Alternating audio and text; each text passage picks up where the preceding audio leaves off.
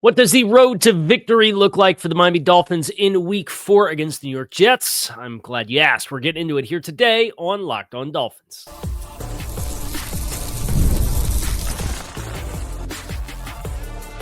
You are Locked On Dolphins, your daily Miami Dolphins podcast, part of the Locked On Podcast Network, your team every day. All right, Miami, welcome to another episode of Locked On Dolphins. It is your team every day here on the Locked On Network. I'm your host, Kyle Krabs, a lifelong Miami Dolphins fan, host of Locked On Dolphins, co-host of Locked On NFL Scouting, author of Touchdown Miami on Substack, NFL staff writer for A to Z Sports. Want to give a special welcome and shout out to our everydayers because it is your team every day. We don't just say it, we live it here on the Locked On Network. Today is Monday, September 29th, 2025. It is our fourth game day of the season. It's about noon, and I know we're going to have a little bit of a short shelf life here, but wanted to get the Monday day show up for drive time for everybody coming home from work. And then immediately after the game, we're going to be doing the Dolphins squad with Jeff Zuniga, myself, and Grease. That's live on YouTube for an hour after the game ends, and then we will also post that on the podcast feed. And then I'll have my own post-game thoughts as well in kind of the traditional presentation of a post-game show. And hopefully Clubbed Up, right? It'd be nice to check into Clubbed Up for the first time this season, and we shall see what tonight holds. But what does the pathway look like for the Dolphins to get there? That's the objective of today's show here. Let's start first and foremost with the Jets offense and their personnel, the challenges that those personnel may present, where there's matchups that maybe present themselves well for the Dolphins to have some guys get right, to have some guys who can straight up defeat the player on the other side of the ball, and then vice versa. When you look at the Jets and their play this season, they did lose Elijah Vera Tucker, who is a Pro Bowl caliber interior offensive lineman and guard. At the beginning of the season, he went down, and the Jets tapped in Josh Myers, who they signed in free agency. He has stepped into the fifth offensive line spot. They're starting five from week one, not including Vera Tucker, but they're starting five from week one. That collective group of five guys has missed one snap combined. It was John Simpson played 179, where Myers, Tittman, Membu, and Fashanu have all played 180 snaps. It's a lot of continuity in that regard. And that group has varying degrees of strength, where I think you look at what the Dolphins have up front. Fashanu's been the one who has struggled the most thus far. He's been penalized 3 times already this season, plus one that was called but not accepted. And he's the one who's been the leakiest in pass protection. I think the decision the Dolphins have to make is this, with that particular matchup. Typically, it's been Bradley Chubb and Matthew Judon playing on the left side of an offense, the right defensive end, if you're looking at the offensive line, the right defensive spot, going against the left tackle. And then it's been Jalen Phillips and Chop Robinson. And Chop's played a little bit on both sides, but primarily Jalen working against right tackles. I had somebody ask me last week because I had the observation that I felt like Phillips was the closest one to flipping on the switch and being the player that he's capable of being, even though Bradley Chubb has 3 sacks this season. If Bradley Chubb's not winning those reps and some of that pressure has been flushed, like the sack that he had against the Bills was pressure that was created by a complimentary rush of tackles collapsing the pocket and Jalen Phillips forcing him to step up into the pocket because he won off the opposite side. And Josh steps up and then tries to flush out and runs directly into Bradley Chubb. Chubb's pass rush success and win rate outside of the 3 reps in which he has tackled the quarterback has been amongst the worst of qualifying edge defenders in the league. So who do you want taking that matchup with Fashanu? Is this the get-right opportunity for Bradley Chubb? Is this the get-right opportunity for Chop Robinson, who has been eerily quiet thus far this season? Do you move Phillips around? Probably not. I would expect Phillips, you're going to test or you're going to charge Phillips with testing Armand Membu, the Jets' rookie right tackle, who's been sensational thus far this season. I actually think that is a matchup of good on good. Now you look at the interior.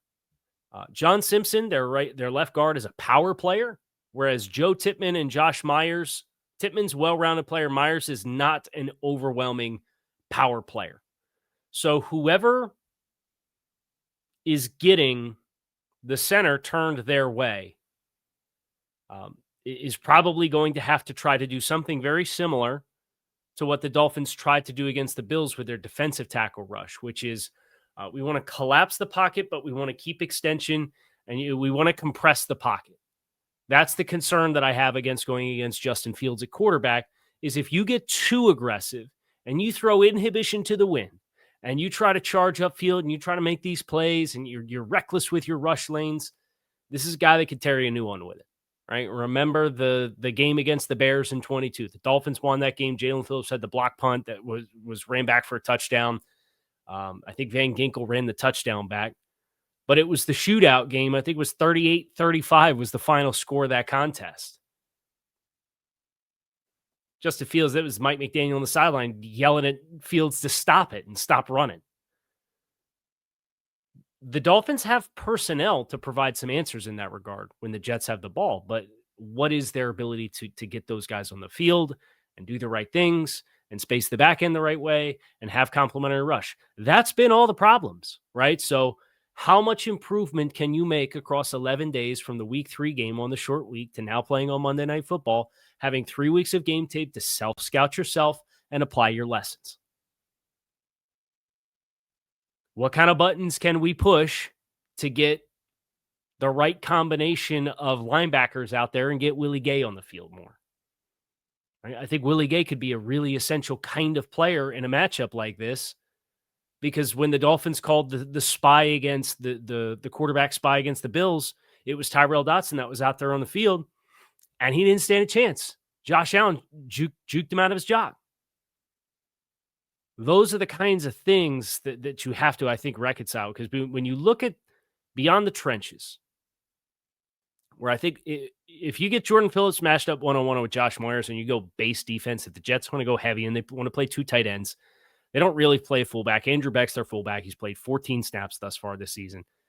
Mason Taylor at tight end has played 141. He's the 7th highest snap-taking player on the field behind the 5 offensive linemen and Garrett Wilson. Their second tight end is Jeremy Ruckert. He's played 75 snaps.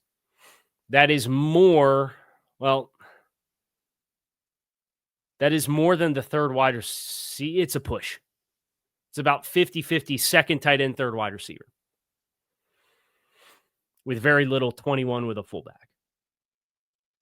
So if the Jets want to go 12 against you because they think that they can push you around on the edges, then I think that makes it very easy in elementary to say, if we're down Jason Marshall, let's put Willie Gay as the third linebacker out there and play base and try to cover that way.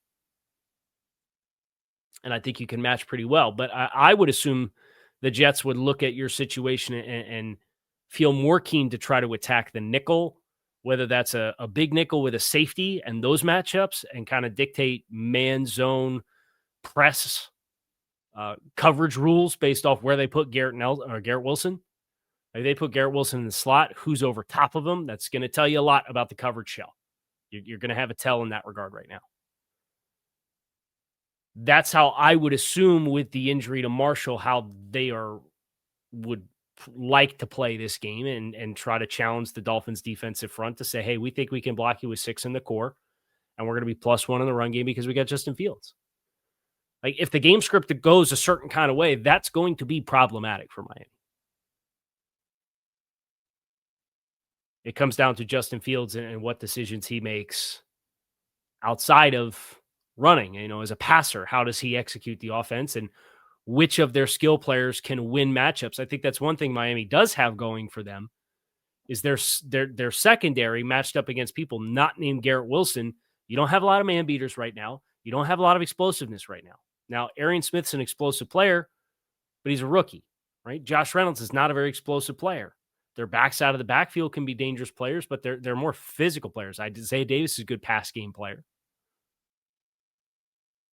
but I don't look at Breece Hall and think that he's a devastating matchup. You just went against a better home run hitter in James Cook.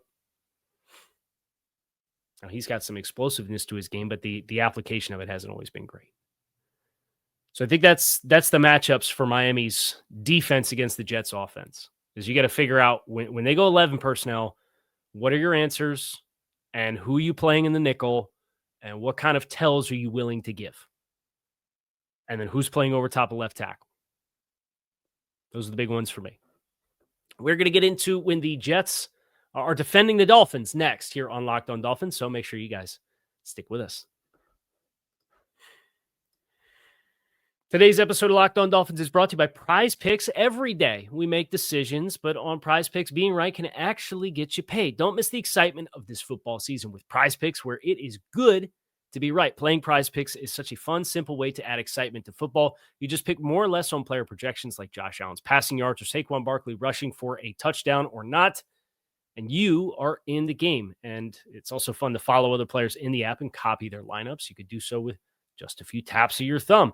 And the new injury reboot feature, if your player leaves early and doesn't return, it won't count against you. So your game is not ruined by the injuries on the field. Download the Prize Picks app today. Use code LOCKEDONNFL to get $50 in lineups after you play your first $5 lineup. That's code LOCKEDONNFL for $50 in lineups after your first $5 lineup. Prize Picks, it is good to be right.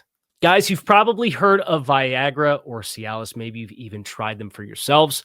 But if you're looking for something beyond the usual pill, it's time to meet Rugiet Go Long. Rugiet's Go Long formula is not just another ED pill. It's a total game changer for confidence. It combines 2 doctor-trusted medications in one dual-action formula so you can go the distance whenever duty calls. The effects can last up to 36 hours. That's confidence all day, all night, and even into the next day. The process is simple. Connect with a board-certified doctor online, and if prescribed, your treatment ships discreetly to your door.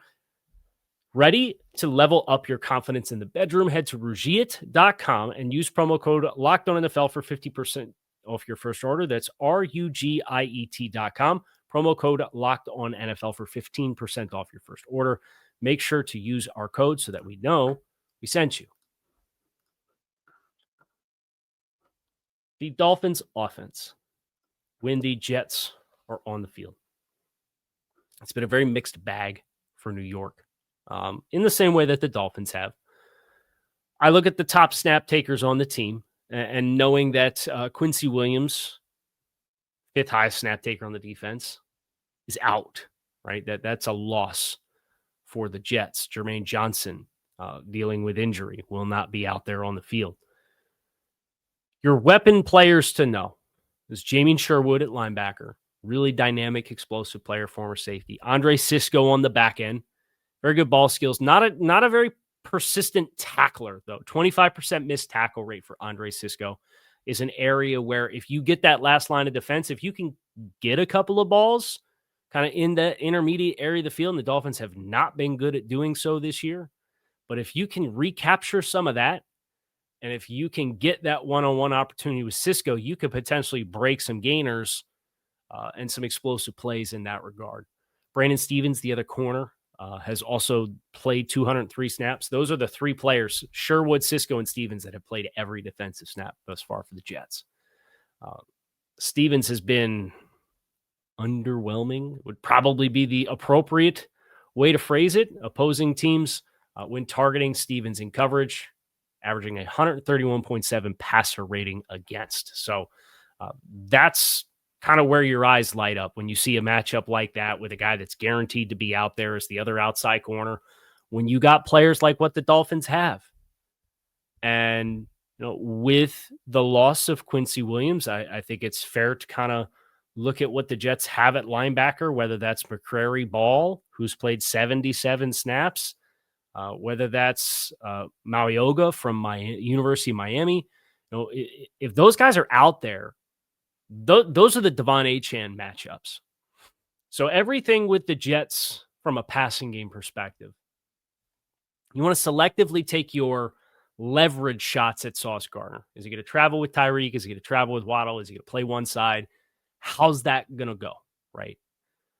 That's one thing that I think early on I would be moving Tyreek in that regard to get a feel for their coverage answer for number 10. Is that a travel with mixed coverage where you play zone, but one guy's locked on one guy?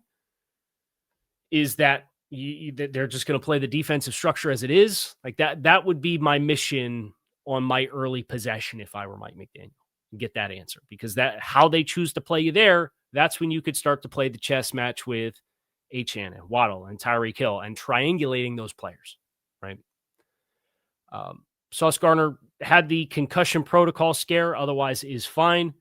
Quinnen Williams, still very much an elite player for them on the defensive interior. That's a player you're going to have your answers for, so that goes to the right guard spot. Who's playing? Jonas Savaiinai at left guard, we know is playing. What kind of leaps can we make? How much can we grow up? Because we're going to need to do so in a hurry, right? From a pressure perspective, their ability to rush the passer, it's really two guys. It's Quinnen Williams and Will McDonald.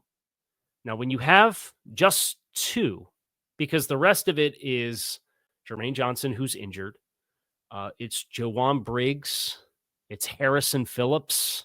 And Harrison Phillips, don't get me wrong, is absolutely capable of collapsing the pocket against how Jonas Savaiinai has been playing thus far this season. If Harrison Phillips catches a full slab and is able to run his feet, he can collapse the pocket for sure. But those are the only players that are going to play in this game that have more than two pressures for the season for the Jets. It's Quinnen, who has 10. It's Will McDonald with 7. It's Ja'Wan Briggs with 4. It's Harrison Phillips with 4.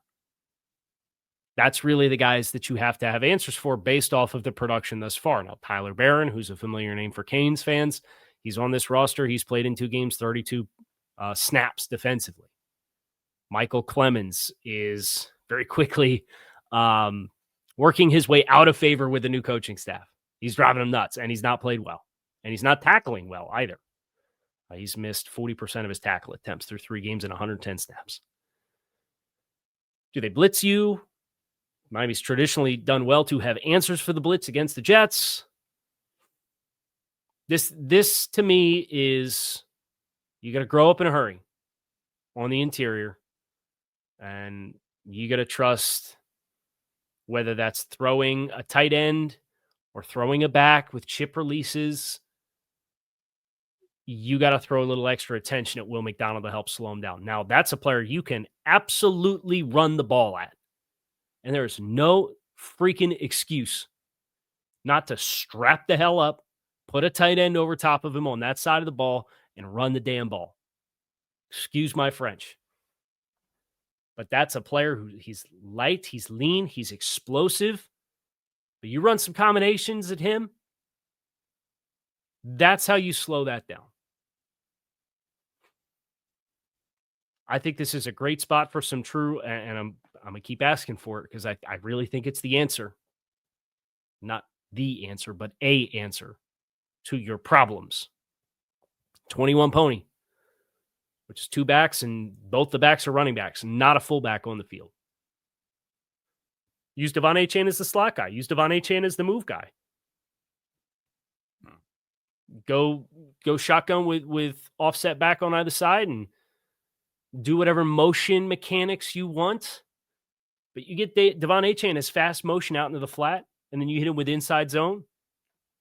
And those movements are working in opposite directions. The conflict that's going to create on a backup linebacker and the opportunity of what that can afford you to slow down their 2 disruptive players up front is huge. So I'm looking for, and I want to count how many reps we get tonight with Ollie Gordon and Devon Achane on the field at the same time. I think that could be a big thing for your back pocket. Because in 23, when your offense hummed the most, it had some of Achane and Raheem Mostert on the field at the same time. Ollie's a little bit more true thunder to the lightning. Last but not least, don't be dumb. We're going to talk about that next here, Locked On Dolphins. Make sure you guys stick with us. Caffeine just got a major flavor upgrade. 5-hour energy shots deliver tasty caffeine in 17 bold flavors. Each 2-ounce shot packs the caffeine of a premium 12-ounce coffee, plus B vitamins and nutrients with zero sugar or zero crashes. What I love most is about how portable they are. Keep it in your back pocket and keep a couple of them in the car. When you are on the go, so are the 5-hour energy shots. Big taste in a tiny shot. You could take it anywhere with you. Enough of the boring, flavorless caffeine. It's time to give your caffeine a flavor upgrade with 5-hour energy shots. Get the favorites you love or be bold and try something new in-store and online at 5hourenergy.com or Amazon today. Football season is in full swing, and FanDuel has an offer that you do not want to miss. Right now, new customers can bet just $5 and get $300 in bonus bets if you win. That's right. Pick a bet, put down $5. If it hits, you'll unlock $300 in bonus bets to use across the app. I love that it gives you so many different ways to play, whether you like doing spreads, money line, player parlays, props, or live lines during the games. They have it all. It makes watching football even more exciting, even when you have a little something besides a little skin in the game for yourself. You watch the Dolphins tonight. Dolphins favored by 2.5 points. Get in on the action over at FanDuel. Whether you're a casual fan or love diving into the stats, FanDuel makes the game day experience so much better. What are you waiting for? Visit FanDuel.com to download the FanDuel app today and get started. Don't be dumb. Don't get cute. I feel like those two things can go in the same bucket.